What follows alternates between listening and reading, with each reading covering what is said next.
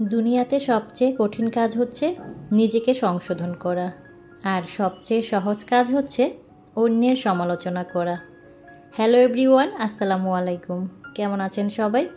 Bangladeshi blogger লিপি channel থেকে আমি লিপি আমার লাইফের নতুন আরেকটি লাইফস্টাইল ব্লগ নিয়ে আপনাদের মাঝে হাজির হয়ে গেলাম। আশা করছি যে যেখান থেকে আমার আজকের ভিডিওটি দেখছেন সবাই সুস্থ আছেন, ভালো আছেন এবং নিরাপদে আছেন। আলহামদুলিল্লাহ, আল্লাহর রহমতে আমিও আমার পরিবারের সবাইকে নিয়ে ভালো আছি। আজকে শনিবার, তো শনিবার দিন সকালবেলা আমি তেমন কোনো ভারী নাস্তা বানাই না, এমনকি আলিফার পাপার লাঞ্চও রেডি করি না। কারণ সপ্তাহের 6টা দিনই আমার সকালটা খুব তাড়াহুড়োর ভিতর দিয়ে যায়।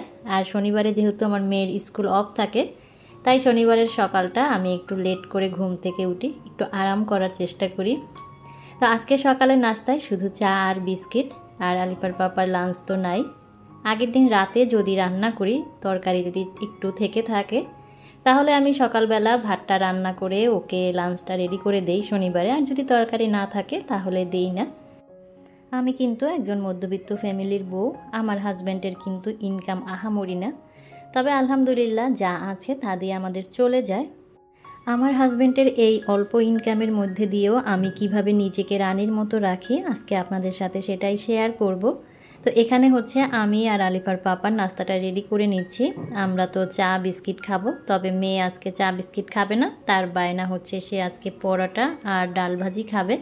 তো আলিফার পাপা যাওয়ার সময় হচ্ছে মেয়ের জন্য পরোটা আর ডাল ভাজি দিয়ে গিয়েছে। যেহেতু শনিবার, সকালবেলা ওকে আমি ডাকাডাকি করি না, ওর যখন ঘুম ভাঙে ও তখনই ঘুম থেকে উঠে। এখানে হচ্ছে আমার মেয়ের নাস্তাটা আমি রেডি করে দিচ্ছি। তো যে কথা বলছিলাম যে আমার হাজব্যান্ডের কম ইনকামেও আমি কিভাবে নিজেকে রানীর মতো রাখি। আমরা যখন স্কুলে বা কলেজে পড়ি তখন কিন্তু আমাদের একটা ফ্রেন্ড সার্কেল থাকে, আর সেই ফ্রেন্ড সার্কেলরা মিলে কিন্তু অনেক সময় দেখা যায় আমরা হুটহাট করে একটা প্ল্যান করি।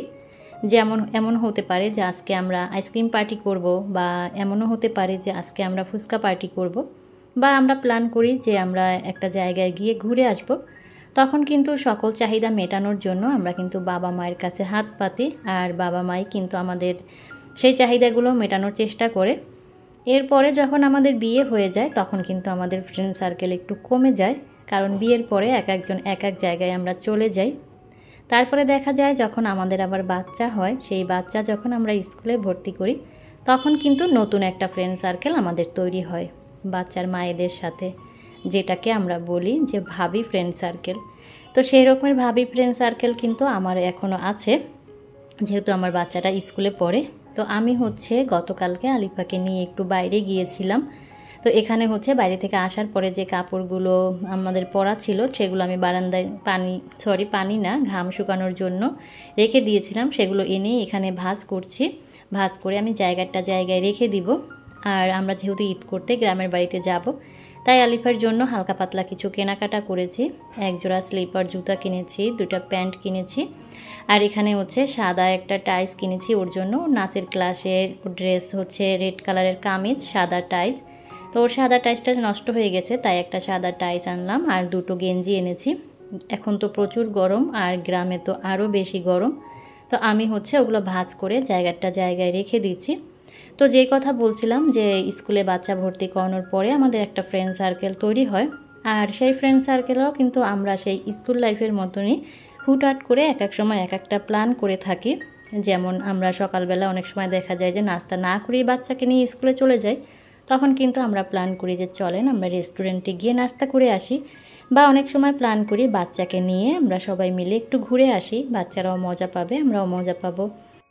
আবার দেখা গেল যে স্কুলে কোনো প্রোগ্রাম হলে আমরা প্ল্যান করি যে আমরা সবাই মিলে একই রকমের ড্রেস পরব।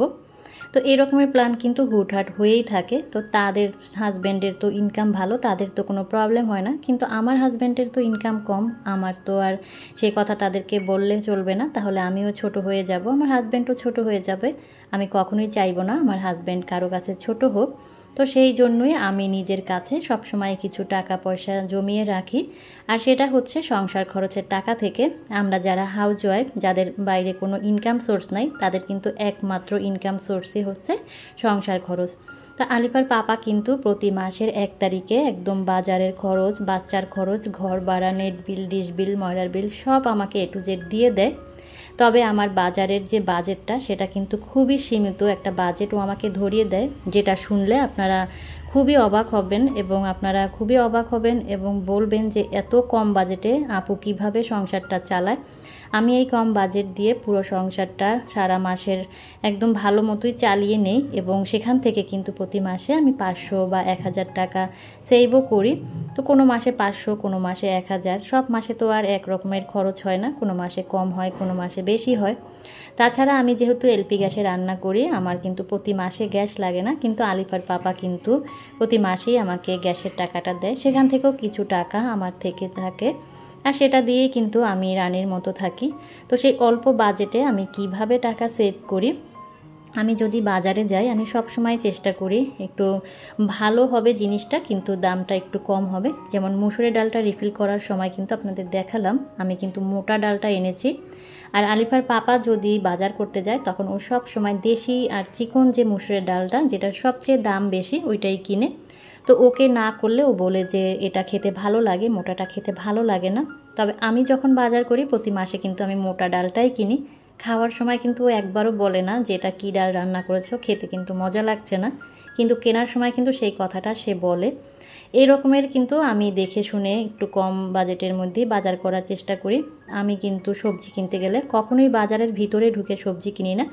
বাজারের ভিতরে যে দোকানগুলো সেখানে কিন্তু একটু 2 টাকা 4 টাকা হলেও বেশি থাকে দামটা, যেটা বাজারের সামনে যে ভ্যানগুলো থাকে সেখানে একটু কম থাকে।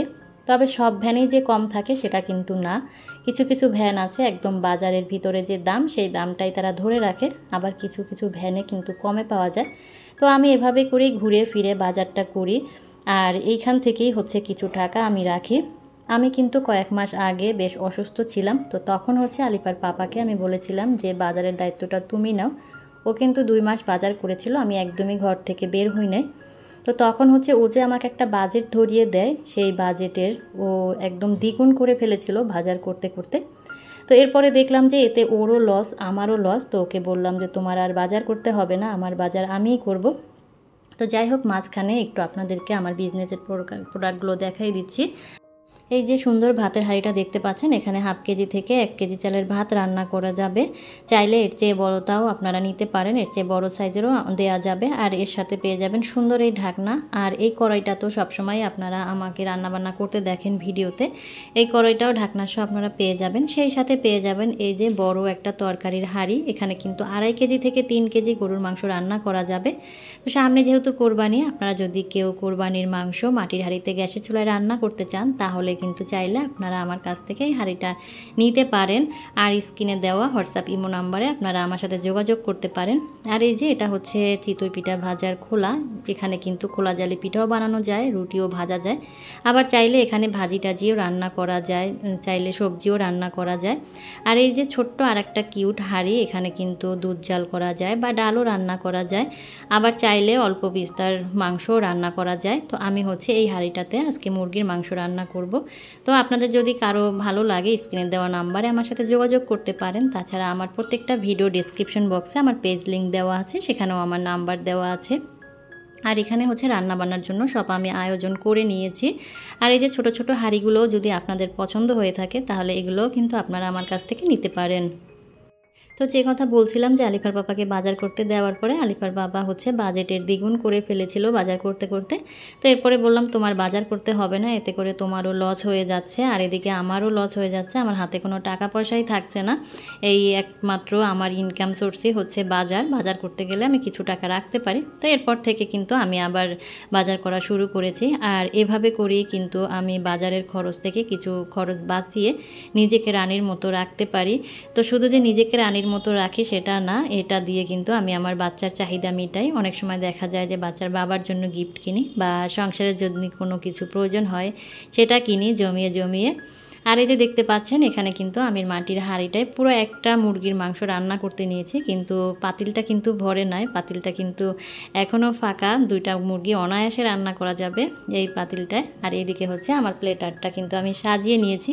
মুরগির মাংস আলু দিয়ে ঝোল করেছি, বেগুন ভাজি করেছি, ডিমের কোরমা করেছি আর সাদা পোলাও করেছি।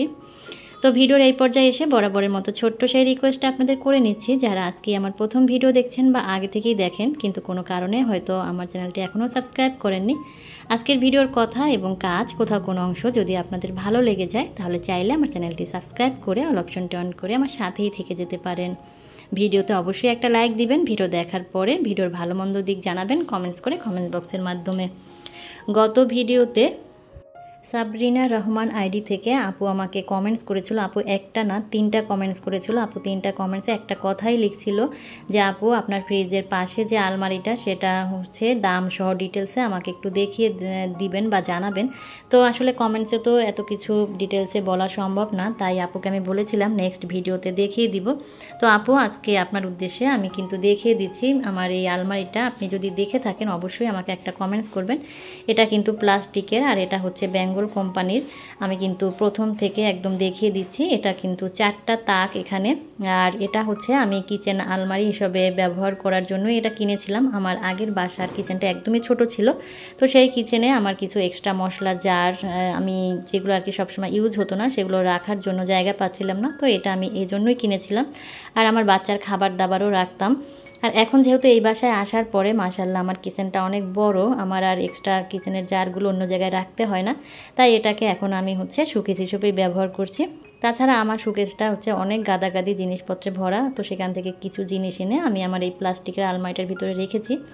তো প্রথম তাকে কিন্তু কিছু বক্স রেখেছি, আর তারপরের তাকে কিন্তু কিছু আরএফএলের বাটি রেখেছি, সেই সাথে সিরামিকের কিছু সার্ভিং ডিশ রেখেছি। 3 নাম্বার তাকেও আমি কিছু বাটি রেখেছি আরএফএলের থেকে কিছু কেনা কিছু প্লেট, হাফ প্লেট, একটা বাটি আর কিছু সিরামিকের বাটি রেখেছি, কিছু মগ রেখেছি।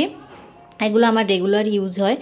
আর এই যে একদমই নিচের তাকে হচ্ছে ভারী জিনিসগুলো রেখেছি, আমার মাটির যে কাপ পিস, বাটি, জগ, তারপরে ইলেকট্রিক কেটলি, সিরামিকের কিছু হাফ প্লেট এগুলো রেখেছি। আর এটা কিন্তু খুব সুন্দর লক সিস্টেম, আমি কিন্তু লকটাও দেখিয়ে দিলাম।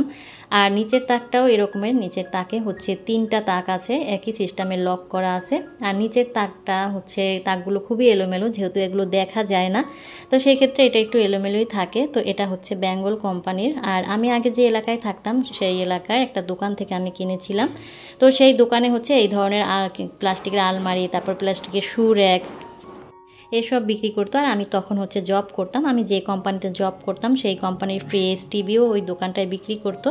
তো আমি হচ্ছে পরিচয় দেওয়ার পরে ওনারা আমাকে একটা ডিসকাউন্ট দেয়। এই আলমারিটার প্রাইস ছিল 9000 প্লাস, আমার সঠিক মনে নাই যেহেতু 3-4 বছর আগে কিনেছি। এরপরে ডিসকাউন্ট দিয়ে আমার এটার প্রাইস পড়েছিল 8500 টাকা, আর বাসায় আনতে আমার খরচ হয়েছিল 200 টাকা, মোট 8700 টাকা খরচ হয়েছিল। তো আপু আমি কিন্তু ডিটেলসে সব কিছু বলে দিয়েছি, আশা করছি আপনার উপকারে আসবে। আর আপনি কিন্তু অবশ্যই আমাকে আজকে একটা কমেন্ট করবেন যদি আমার ভিডিওটা দেখে থাকেন। তো আজ এই পর্যন্ত, সবাই সুস্থ থাকবেন, ভালো থাকবেন, দেখা হবে নেক্সট ভিডিওতে। আল্লাহ হাফেজ, আসসালামু আলাইকুম।